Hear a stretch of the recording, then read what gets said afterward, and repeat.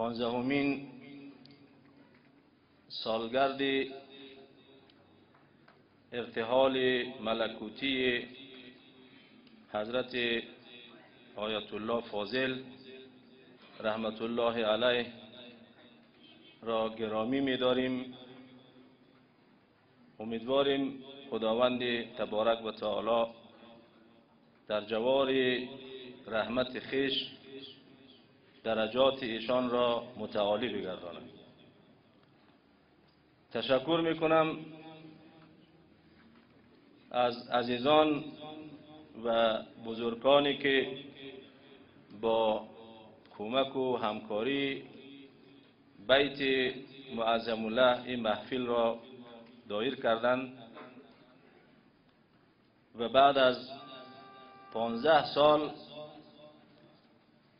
در یاد و خاطره عالم بزرگ دینی کشور ما میشینیم که یکی از دلسوزان جامعه ما بود و برای خیر و صلاح و فلاح ملت کشور ما تلاش‌های زیادی را انجام دادند و زحمات بسیار زیادی را متقبل شدند. حضرت آیت الله فاضل وقتی در ایران آمد در دوران جهاد، شاید خاطر اکثریت دوستانی که در اینجا شرف حضور دارند باشد و با حضور ایشان در جمهوری اسلامی ایران در دوران جهاد در آغازین روزهای حضورشان در اونجا تلاش مستمر و پیگیری را آغاز کردند برای وحدت و تفاهم بین احزاب اسلامی و جهادی. من اولین بار ایشان را در شهر قم در دفتری که داشتیم زیارت کردم که ایشان در اونجا شرف حضور پیدا کردند و با شروع صحبت‌ها و شنیدن گفته‌های حضرت آیت الله العظمی فاضل که از کلام وحیانی خداوند تبارک و تعالی سخن میگفت و دعوت به وحدت میکرد، تحت تأثیر قرار گرفتیم. ایشان همواره در این راه تلاش میکردند و باز هم فکر میکنم اکثر دوستان به یاد داشته باشند که در او دورانی که مردم از جنگ‌های داخلی و تشنج بین احزاب اسلامی و جهادی رنج می‌بردند، هر منطقه و قریه و ساحه به شکل یک حکومت جداگانه اداره میشد و مشکلات و جنجال‌های فراوان دامنگیر مردم بود و کسی اگر سفر میکرد با گذری از 2-3 تا ولسوالی باید 3-4 بار نامهای جدیدی برای خودشان انتخاب میکرد. در اون شرایط حضرت آیت الله فاضل طرح تفاهم بین احزاب اسلامی را تعقیب میکردند و اینکه جنگ‌های داخلی باید برچیده شود و با همت ایشان و با پشتکار حضرت آیت الله فاضل هیئت شکل گرفت و او هیئت در داخل کشور آمد. من خودم شخصا افتخار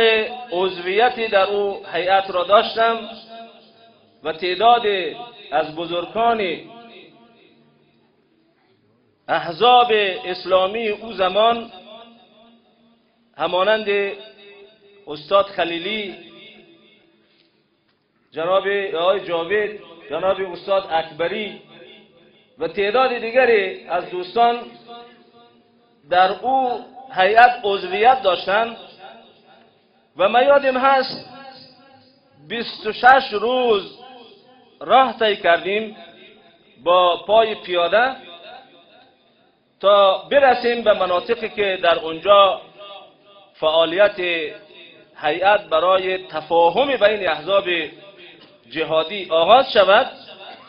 و بسیار جالب است که